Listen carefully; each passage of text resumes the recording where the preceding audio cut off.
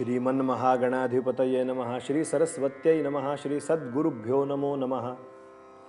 दत्तात्रेयं प्रपद्ये शरणमनुदिनं दीनबन्धुं मुकुन्दं नैर्गुण्ये सन्निविष्टं पथि परमपदं बोधयन्तं मुनीनां भस्माभ्यङ्गं जटाभिः सुललितमुकुटं दिक्पटं दिव्यरूपं सह्याद्रौ नित्यवासं प्रमुदितममलं सद्गुरुं चारुशीलं काषाय वस्त्रं करदण्डधारिणं कमण्डलुं पद्मकरेण शङ्खं चक्रं गदाभूषितभूषणाढ्यं श्रीपादराजं शरणं प्रपद्ये। अवधूतचिन्तन श्री गुरुदेव दत्त। श्रीपाद श्रीवल्लभ श्रीमन् नृसिंह सरस्वती स्वामी महाराज की जय। श्रीमद वासुदेवानंद सरस्वती स्वामी महाराज की जय। अवधूतचिंतन श्री गुरुदेव दत्त दत्त दत्त। मंडळी नमस्कार। दत्त संप्रदायाचा विचार पाहताना आणि दत्तात्रेयांचं चरितानुसंधान पाहत असताना नानाविध उपासना पद्धती आणि दत्तात्रेयांचं चिंतन पाहताना तंत्र मार्ग आणि शाक्त यांचा आणि दत्तात्रेयांचा संबंध आपण पाहिला। आज आपल्याला दत्तात्रेय आणि नवनाथ संप्रदायाचा काय संपर्क आहे, काय एकमेकांमध्ये अन्योन्य असा संबंध आहे, हा थोडा आपल्याला पडताळून पाहायचा आहे। दत्त संप्रदाय आणि नवनाथ संप्रदाय मागे एकदा केव्हा तरी बोलताना मी मुद्दाहून उद्धृत केलं होतं की कुठल्याही रसवंती ग्रहामध्ये आपण नवनाथ पाहतो आणि सहज मागे बघितल्यानंतर मागे दत्तात्रेयांची प्रतिमा असते, दत्तांच्या पुढे नवनाथ असतात, म्हणजेच नवनाथ आणि दत्तांचा काहीतरी संबंध आहे। तो संबंध कसा आहे त्याची एक फार विलक्षण अशी गोष्ट आहे। ती गोष्ट आजच्या चरिताख्यानामध्ये आपल्याला पाहायची। एकदा प्रसंग असा घडला, नवनाथ परंपरेतले जे मुख्य मच्छिंद्रनाथ त्यांचे शिष्य गोरक्षनाथ, तर मच्छिंद्रनाथांचा जन्म कसा झाला हे आधी चरित्र आपल्याला समजून घेतलं पाहिजे। मग दत्त संप्रदायाशी कसा संपर्क आला हे क्रमाक्रमाने उलगडत जाईलच। एकदा असा प्रकार घडला, एकदा सुखमासीनं शंकरं लोकशंकरं प्रपृच्छ गिरिजाकांतं प्रणम्य विनयान्विता। कैलास पर्वतावरचा प्रसंग होता आणि कैलास पर्वतावरती भगवान महादेव बसलेत। आणि कसे बसलेत? ध्यानस्थ मुद्रेत बसले। सती पार्वती वाट बघते।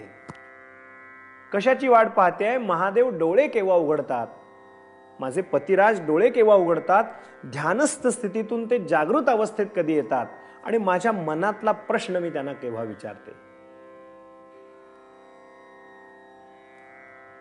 महादेवांचं ध्यान होतं ती अशी का वाट बघत थांबली होती पार्वती? याचं कारणच होतं, कारण महादेवांचं ध्यान म्हणजे तुमचं आमचं ध्यान असतं तसं ध्यान नाही। महादेवांचं ध्यान म्हणजे एकदा ते ध्यानस्थ मुद्रेत बसले। आमच्या कोल्हापूरला जी.बी. कांबळे नावाचे खूप मोठे प्रख्यात, आपल्या महाराष्ट्रातलेच प्रख्यात असे चित्रकार होऊन गेले, जी.बी. कांबळे असं त्यांचं नाव। त्यांनी एक सुंदर चित्र काढलंय।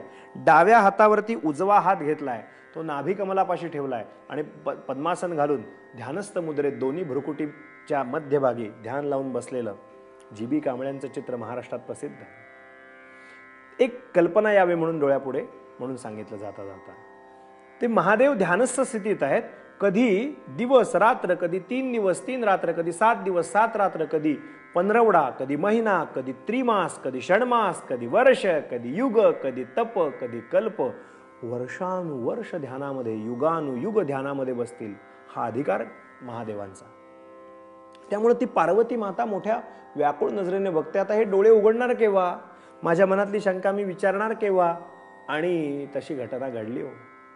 तिच्या मनातली आर्तता पाहिली आणि तिचं नशीब चांगलं, पार्वती मातेचं, भगवंतांनी डोळे उघडले। महादेवाने डोळे उघडले आणि बघतात तर पार्वतीचे डोळे, चर्या, शारीरिक स्थिती एकंदरीत पाहिली आणि लक्षात आलं महादेवांच्या। त्यांनी विचारलं, का ग म्हणाले, अशी परिस्थिती का तुझी ही? झोपली नाहीस का तू? नीट जेवली नाहीस का? काय तुझी अशी अव्यवस्था झाली, हेळसांड झाली शरीराची?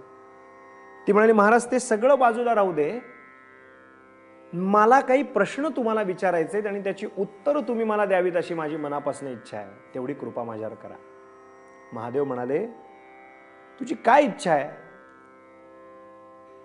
वर्णन अशी आलेली आहेत. ती म्हणते, महाराज, मागच्या वेळेला मी दक्षकन्या दाक्षायणी असताना तुमच्यावरती आळ घेतला किंवा तुम्ही जे रामनाम घेता त्याच्यावर आक्षेप घेतला आणि मी एवढी सजा भोगली, त्याची एवढी शिक्षा भोगली की देवांचं 1 सहस्र वर्ष मी कोकिळेचं रूप घेतलं. त्यानंतर आता मी पार्वती झाले. मग तेव्हा जे तुम्ही माझा त्याग केल्यानंतर, माझे एवढे जन्म झाल्यानंतर मी पर्वतराजाच्या पोटे आता पार्वती म्हणून जन्माला आले. मला ज्या रामनामाने तुम्हाला संतोष होतो, आनंद होतो, हर्षोल्लास होतो, ते रामनाम नेमकं कसं आहे, ती राम हृदय विद्या मला शिकावी अशी माझी इच्छा आहे. प्रभू, मला तुम्ही शिकवाल का? मला राम हृदय विद्या सांगाल का? म्हणून पार्वतीनं भगवंतांच्या पुढे प्रेमानं एक सात्विक असा हट्ट धरला. भगवंतांनी ते शब्द ऐकले आणि भगवंतांना इतका आनंद झाला, इतका आनंद झाला. ते म्हणाले, पत्नी, मी घेत असलेलं नाव, रामाचं नाव, ते तिला हवंय, ते तिला जाणून घ्यायचंय. भगवान महादेव आणि पार्वती अशा एकांत स्थळी गेले. राजा रविवर्म्यांनी एक सुंदर चित्र काढलंय. उजवा पाय महादेवाने असा सोडलाय आणि डावा पाय असा मुडपलाय आणि त्या डाव्या मांडीवरती पार्वती बसले आणि ती भगवंतांच्याकडे असं बघते आणि भगवान महादेव तिला सांगतायत. रविवर्म्यांनी काढलेलं चित्र आपण अवश्य पहा. दोघांच्यात संवाद सुरू झाला आणि रामाचं चरित्र, दिव्य चरित्र, राम हृदय विद्या पार्वतीला सांगताना भगवान महादेव तल्लीन झाले. 1 दिवस, 2 दिवस, 4 दिवस, 5 दिवस, 6 दिवस, 7 दिवस कथा सांगतायत. पार्वती ऐकते, पण शेवटी शारीरिक मर्यादा आडवी आली. शारीरिक मर्यादा आडवी आली. ती शारीरिक मर्यादा आडवी आली आणि पार्वती मातेला लागला डोळा, झोप लागली. आणि पार्वती मातेला डोळा लागलेलं बघून भगवान महादेव तर तल्लीन होऊन सांगतायत. ही काळजी पडली भगवान महाविष्णूंना आणि भगवान महाविष्णूंना असं वाटलं की माझा देव माझी कथा सांगण्यात किती निमग्न झालेत आणि पार्वती तर झोपले. म्हणून भगवान महाविष्णूंनीच ते जिथे ज्या तळ्यात काठी बसले होते, ज्या बेटावरती बसले होते एका खडकावरती, तिथे जे पाणी साचलं होतं त्या पाण्यामध्ये एक मासोळी होती. त्या मासोळीच्या गर्भामध्ये भगवान महाविष्णूंनी, नारायणांनी प्रवेश केला आणि त्या मासोळीतून हुंकार द्यायला सुरुवात केली. तो हुंकार मासोळीतनं सुरू झाला. सज्जन हो, मासोळीतनं हुंकार दिला भगवान नारायणांनी रामाच्या कथेला. मग या प्रसंगाला एक घटना घडली की जेव्हा महादेव जागृत अवस्थेत आले, बघतात तर पार्वती झोपलेली. मग हुंकार कोण देतंय? तो हुंकार कोण देतंय म्हणून जो संताप झाला, हातात त्रिशूळ उगारलं आणि आवाहन केलं, जो कोण ही चोरून कथा ऐकतोय त्यानं प्रगट व्हावं, नाहीतर त्रिशूळाने छेद होईल. त्रिशूळानं छेद होईल म्हणून महादेवांच्या मुखातनं शब्द गेले आणि ते त्रिशूळ भिरकावलं. पार्वती अब तो निद्रा बस है, कवन देत हुंकारा, मच्छी गर्भ जान के कुरुध से, शिवने त्रिशूल मारा. शंकरांनी त्रिशूल मारलं, सोडलं, मासोळीच्या गर्भाला छेदून ते त्रिशूळ गेलं आणि तो कान होता आत, जे विष्णू होते नारायण, त्यांचा कान फाटला आणि त्यातनं एक दिव्य मूर्ती प्रगट झाली. ती दिव्य मूर्ती म्हणजे मच्छिंद्रनाथ. आजच्या दिवशी मच्छिंद्रनाथांना नमस्कार करूया. काय घडलं इथून नाथ संप्रदायात उद्याच्या चरित्राख्यानात आपण पाहू. ही रंजकता, ही रोचकता अशीच दत्त महाराजांच्या कृपेने आपण चरितानुसंधानात ठेवूया. आज वाणीला इथेच विराम देऊ. मच्छिंद्रनाथांचं स्मरण करूया. दत्त संप्रदायाचा संबंध कसा आहे तो उद्याच्या चरित्राख्यानात पाहू. आज इथेच थांबू. अवधूत चिंतन श्री गुरुदेव दत्त दत्त दत्त.